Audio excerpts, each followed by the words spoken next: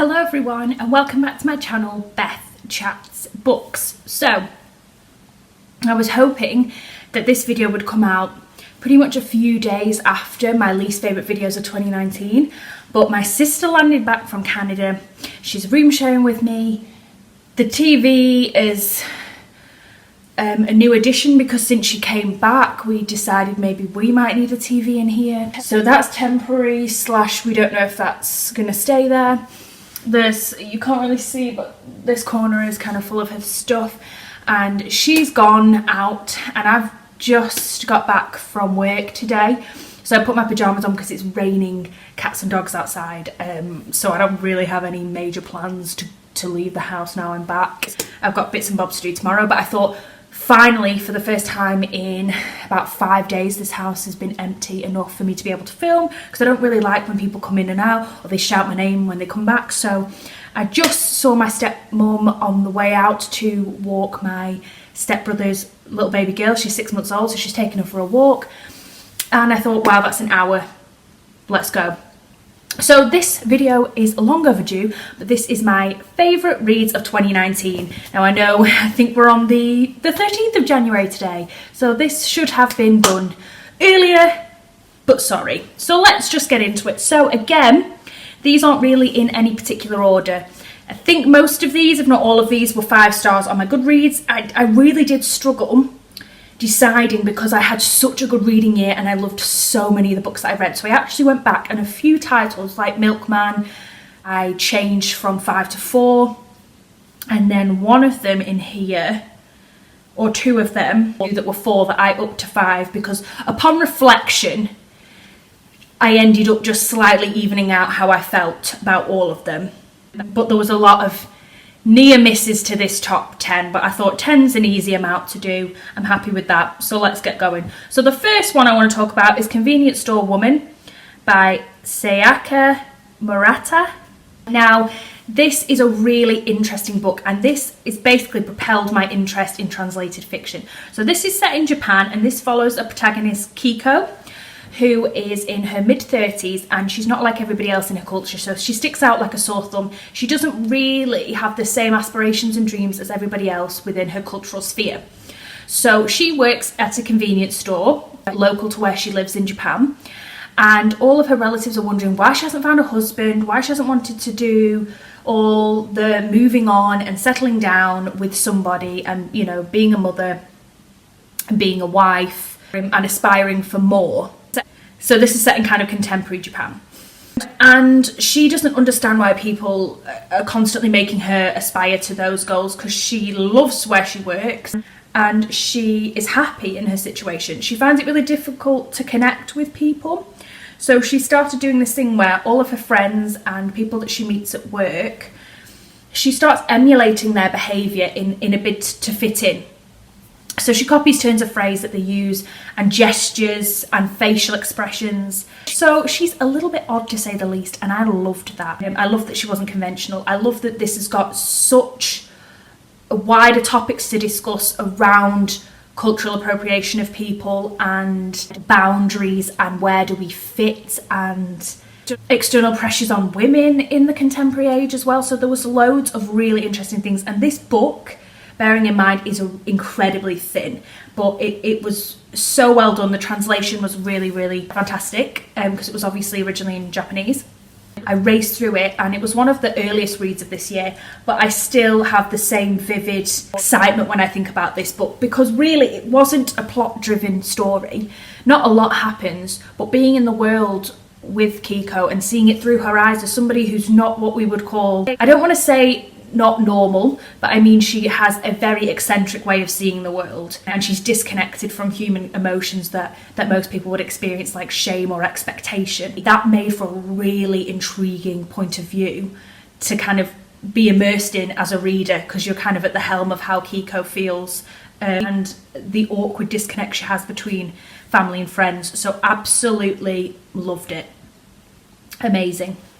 And then the next one I think is potentially one of my favourite books of this year. I've just told you that these all came in no particular order, but this one I feel exceptionally passionate about. And that is In Cold Blood by Truman Capote, which is classed as a modern classic. So this follows, it doesn't really follow, it begins kind of with the murder of the Clutter family. And this is set in 1959 in Kansas. And then it follows the two eventually convicted killers of the Clutter family murder, which is Perry Smith and Dick Hickok. So I find the very first chapter of this book really intriguing because Truman Capote, and I believe a lot of people have said as well that Harper Lee did a lot of investigative work and kind of helped him write this book. So this is a kind of non-fiction, but he kind of calls it a fiction non-fiction, and it's a fictionalized account of a non-fiction.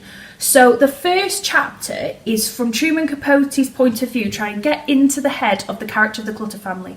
He has interviewed people who knew them, the local area, such as police people and people in the local community. As a friend of one of the daughters in the Clutter family who regularly goes to church with the whole family, and so he's kind of got bits of accounts of other people of what all the family members were like.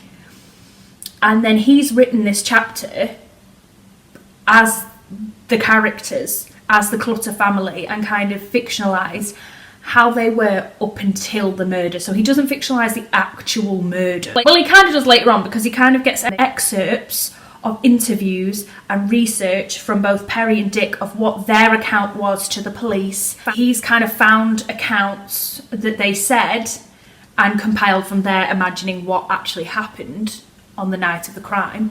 I found that so interesting because he talks about the little girl and kind of her excitement for church, and how the head of the household, the father, was really esteemed in the community, and little anecdotes that he's obviously compiled from true sources but completely fictionalized, and I found that really interesting. It kind of follows a little bit loosely because obviously Truman Capote wasn't there when the murder occurred, so he's kind of, it's all upon reflection and in hindsight, and using primary and secondary sources and then compiling what he believes happened in this non-fiction fiction.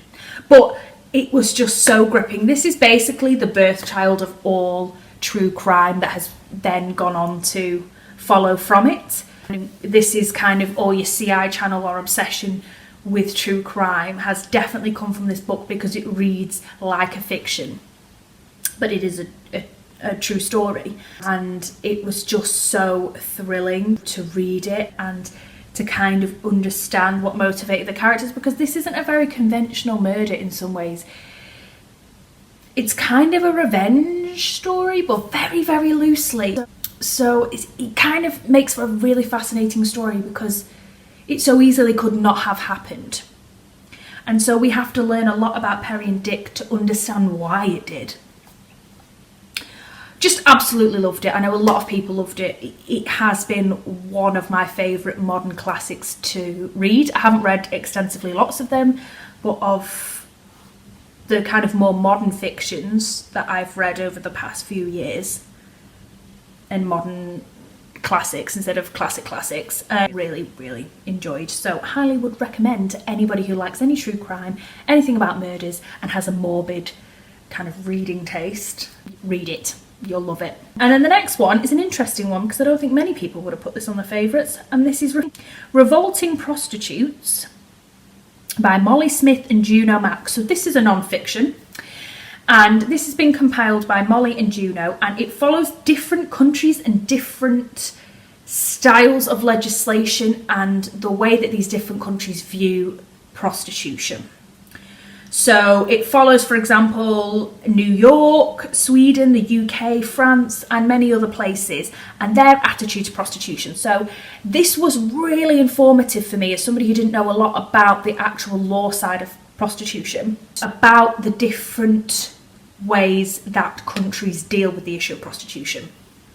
So, for example, some of them will make it illegal to kind of prostitute on the streets. Some people make it illegal to prostitute in the kind of in brothels. Some people have more loose rules. For example, some countries prosecute the people who seek prostitution more than the actual prostitute. Some people see that online prostitution is a bit more of a grey area. Prostitutes can legally advertise their services online, but then the actual act of it is illegal. So there's loads of really grey area, and each country deals with it completely differently, and that was so interesting to learn about. But also it raises this second bigger issue, which is about how we treat immigrants and how we treat refugees and how we treat asylum seekers and their relationship to prostitution, and how often they are forced into prostitution because either a requisite of somebody bringing them into a country illegally is that they either have to pay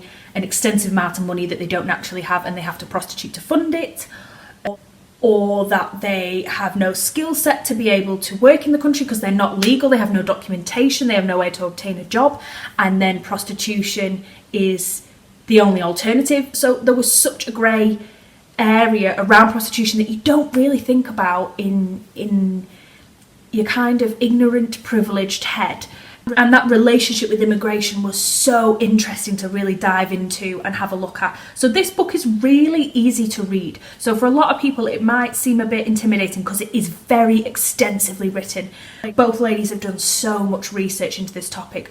But if you call yourself a feminist, you're really interested in women or prostitution or the law around women or asylum seekers and kind of that relationship that I've just raised that's in the book, I would really recommend this because it's very digestible, very easy to read, but so important. As a woman, it is so important to read about. As soon as I read this, I gave this to my mum and I said, you know, this will really show you how little, as a woman in the modern age, we really have a relationship to prostitution and how terrible women are to other women who prostitute as well. This book raised so many issues of so many different groups that had mushroomed out and grown in countries like America and developing countries against prostitution, and how this book is really raising the argument that we need to give prostitutes better legal and human rights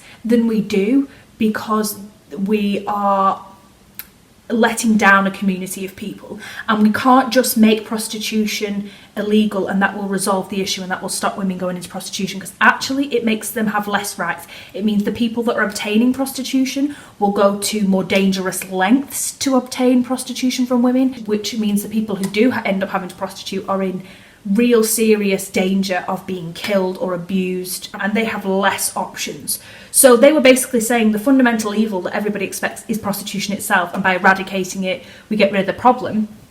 In reality, that's not what happens. We're actually forcing a group of people like asylum seekers who already have no human rights in the country that they have escaped to and which they are illegally based in. We are letting down a group of people there, and the fundamental consequences and impact of eradicating prostitution legally. It's such a fascinating book, and I highly recommend it to both men and women. It just really highlights a grey area in my knowledge of this subject matter, and just really fantastic. And then the next one is And the Mountains Echoed by Kayla Tossini. So this, I just fell in love with this book, and it was hilarious because I gave this to my mum afterwards and I said, I haven't read many Kayla Tossini books, but this one was on my shelf, so I started with this one, fell in love with it, gave it to my mum. She read it, fell in love with it. She ordered every Kayla Tossini book that she could find on Amazon, and now is a bit of a fangirl over him. So this book is set in Afghanistan in 1952 and follows at the beginning Abdullah and his sister Pari. And from these two people and where they grow up and what happens, it springboards onto further characters who are all kind of interconnected. Now, I compared this to a few other stories that have a similar narrative and kind of form, style and structure, which is, it's very similar in some ways to Homegoing by Yara Nassi, even though it's not intergenerational. But this is how you do interconnecting stories in a very beautiful and breathtaking way for me. It was so beautiful. It was just so beautifully done and very lyrical, and the love for Abdullah had for his sister Pari, and how, I don't want to give any spoilers, but how they end up having a period of time where they're disconnected. And what I fundamentally remember is how much heartbreak Kayla Torsini can write about relationships that are not romantic, that are friendship based, that are familial based, and how much your heart can break with the intensity of those relationships. Absolutely breathtaking. I did read this towards the beginning of the year, and therefore my remembrance of the overall plot is a little bit shaky because, like I said, it does go off down a few different rabbit holes of different characters, but would highly recommend. And if you really liked his first one, The Kite Runner, which I've only read half of and for some reason I never finished and I want to reread, but if you really enjoyed that, you'll definitely enjoy this one, so I highly recommend that.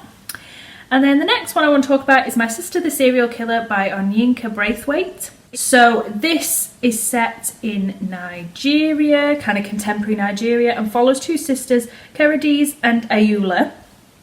So Ayula is the pretty sister who men always fall at her feet, and Keredis is kind of the more sensible sister. But Ayula keeps murdering her boyfriends, and Keredis ends up having to be the sensible sister who helps her clean up the mess. This is a very short story, but very intensely charged from the beginning. It goes straight into the plot, there's no preamble, and I loved that about this book. It was a really interesting look at the serial killer dynamic from a really different perspective. So seeing it kind of from the point of view of the sister of a serial killer who's aware of her serial killer behaviour and how that fragments their relationship, but then they both look on their relationship to their parents, and there's lots of other fundamental issues, and then there kind of becomes a bit of a weird love triangle between the sisters. There is so much richness and vastness and really interesting themes raised. I also loved that it was set in contemporary Nigeria. I loved the setting, and it has really inspired me to try and read more African contemporary literature. I really did enjoy it. So I'm not going to dwell too much on this because a lot of people have raved about this book this year. And it really does pack a punch. So if you like thrillers and you kind of want to see a little bit more to your serial killer story and this kind of unique aspect to it, then I would highly recommend this book to you. It was suffice to say, I gave it 5 stars and I loved it. And then the next one I want to talk about is An American Marriage by Tiara Jones. So this follows a Black American marriage set in contemporary South of America, which follows Celestial and Roy. So Roy is falsely accused of a rape and he is incarcerated, and then we follow the progression of Celestial and Roy's marriage. So they marry just before, maybe a year or so before the incident happens, and so obviously he's incarcerated through some of their marriage, and obviously it takes a toll on the progression of their marriage. So it's a really interesting bird's eye view look of somebody's relationship. Now, I read a few other books this year that kind of dealt with marriage, in particular Diane Evans' Ordinary People, and it just was not done as well as this particular book. It has letters from when he's incarcerated that have an intensity.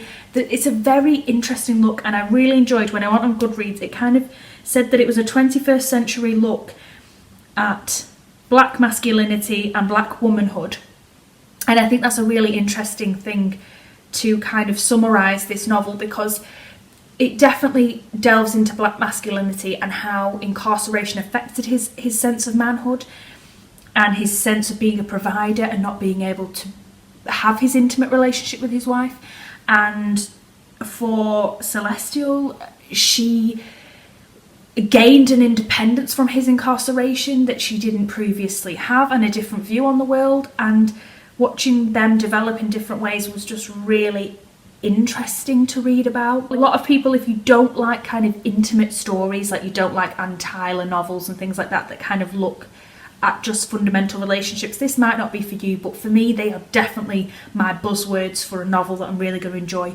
There's secrets, or there's a dynamic, whether it's a relationship, a marriage, a platonic friendship, relationships between sisters or parents, and really getting to the core of that. This book wasn't rushed, it was done beautifully, and you had enough time to really get into both characters and understand what motivated them, because, for example, Celestial was motivated a lot by sadness and she grieves a lot throughout the novel, whereas Roy is charged by anger and prowess and trying to show himself, and so being able to explore the reasons why they felt that and their backstory and really fleshing those characters out made for just a beautiful reading experience for me. So I would highly recommend if you enjoy those kind of novels. And then the next one is Ponte, which was written by Charlene Teo. And this is set in 2003 Singapore, and this follows kind of three main characters. So it follows Sue, Cersei and Amisa.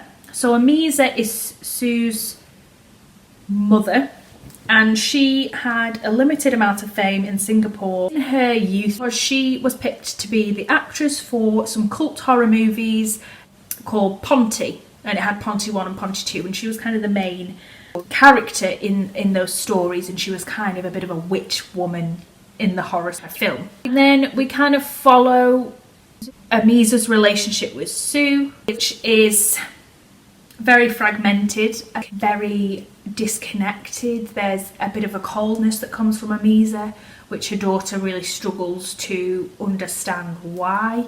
And then Sue meets Cersei, who's a school friend, and that adds this different dynamic to already the mother and daughter disjointed relationship. So I found this book really, really interesting. This again focuses on just intimate relationships between these three characters. It's not necessarily heavily plot driven. This again helped me delve into a different kind of setting for a novel. It's a different culture, and that affects how you view the relationship between mother and daughter, because it might not seem conventional from my point of view, but does culture have an impact on that? So it was just really, really rich, and it was a different take for me on the mother and daughter relationship. And then the next one I want to talk about is The Confession by Jessie Burton. Jessie Burton is amazing. My auntie's currently reading this book and she's really, really enjoying it. And I really loved the Muse. Originally, I didn't give this one 5 stars, but I moved it to 5 stars because upon reflection, I really enjoyed this story. So the story focuses on Elise and Constance, and this is kind of set in the 1980s, and they kind of have a very intimate platonic / romantic relationship that sees them develop it in London and then further in LA. And then we switch to modern times, where Elise's daughter Rose is looking for answers, because when she was a baby, Elise, her mother, left her. She was raised by her father and she has a lot of questions about what happened to her. So she goes on a kind of discovery to find out where Constance is, to find answers to what happened to her mother and what their relationship was between Constance and Elise, so that can help Rose have answers about who her mother really was. Jessie Burton is an absolute pro at doing 2 different timelines with 2 different stories and making them just as equally engrossing and padding them out so well. A lot of novelists, I believe, sometimes when they do 2 different timelines and 2 different stories, there always is usually one that's more dominant and engaging for you. But Jessie's really perfected how to equal out those storylines so that you are enjoying turning the page and going to the different timeline and then jumping back again. Elise and Constance were really interesting characters, certainly not conventional. Jessie does great character development. She always does the kind of secrets that we need to find answers to, and you are having an absolute romp of a time trying to find out what the secrets are. And she projects it and executes it beautifully so that it's just right at the end when you find out, but you've been engrossed the whole time. So I would highly recommend this book if you like secrets, different timelines, different characters, and the big reveal at the end. So then the next one is The Gustav Sonata by Rose Tremaine. So this was just so beautiful. Again, this I originally didn't put as 5 stars and I changed because I have not been able to stop thinking about this novel since I read it. It's just understated and just beautiful. So this is set in Switzerland post World War II and follows Gustav and Anton's friendship. Anton is a Jewish boy and it's a really interesting development of their relationship. Again, this is a little bit like The Confessions. It kind of goes platonic, romantic, question mark. And again, this is a bit similar to Ponte because we also learn about Emily, who is Gustav's mother, and Gustav and Anton have this development of a relationship, but Anton also gets quite close to Gustav's mother, and we learn about Gustav's mother, Emily, and kind of her relationship to Gustav's father, because he never knew his father. And so we learn the backstory, and then we learn the development of Gustav and Anton's life from young childhood to kind of manhood and adulthood. And Anton has this obsession with music, but he's quite shy at performing it in public. And just their friendship and the kind of question mark over any more intense feelings they have for each other, and how Gustav is always there for Anton when he falls. He's always there to pick him up. It's just so beautiful. It's a little bit like Days Without End with Sebastian Barry, that just beautifully understated but yet passionate, intense relationship between these two male characters, and how you're kind of gunning for them the whole time. And Anton is very unsure of what he wants, and he's quite selfish, and Gustav is kind of always been there all along. It creates such an intense feeling in you as a reader. I just fell in love with it. I loved Gustav. I loved his devotion to his mother, his devotion to Anton, and just the development of the story. Again, this isn't heavily plot driven. We get a bit of backstory about Gustav's parents, a few scandals and secrets, and we get just the kind of slow buildings Roman between Anton and Gustav developing into manhood and adulthood, but nothing scandalous or intense really happens. It's just beautifully ticking along, and I just fell in love with the characters. I just loved it so much. And then the last one I want to talk about is Skin Deep by Liz Nugent. Now, this is one of the most recent of my favourites that I read. I read it just before the end of the year. This follows Cordelia, who she was raised in a really isolated part of Ireland, and she had a family tragedy, and then she was kind of put into care, and then from there we kind of go back and forth between her past and her present. And in the present, she's living in French Riviera. She's pretending to be a British socialite. She's getting herself into trouble. She's beautiful, and everybody always states how beautiful she is, but she's got secrets in her past, and definitely skeletons in her closet. She's abandoned a husband, abandoned a child, and we kind of learn why. And she's really a very nasty character. She has no remorse for the people she hurts. She's very vain. She loves herself. She finds a way of manipulating other people to get what she wants. For a lot of people, that might be a massive put off. People might not like to read about that, but I don't mind reading about characters that I can find utterly detestable if I'm really gripped and immersed in the story. And because it has this element of what are her secrets, what are her past, and will she kind of get her comeuppance, so we're always kind of questioning that. And also from her point of view, why she does some horrendous things is really interesting, if not from a morbid point of view. And I really like this fascination with, because she was beautiful, and her vanity, and then incidents happen which kind of compromises her vanity, and then how she learns nothing from that. She finds a solution to that. Very, very interesting. It is kind of like having a little bit of a insight into somebody who might be a sociopath or a psychopath, who just really is entirely out for herself with no remorse. And I would never want to meet her or be friends with her, but as a character, she's very, very compelling to read about. I would highly recommend, if you're a thriller fan or you kind of like mysteries, to give this one a go. So they're all my favourite reads of 2019. Thank you so much for watching, and I'll be back very soon with a brand new video. Bye now.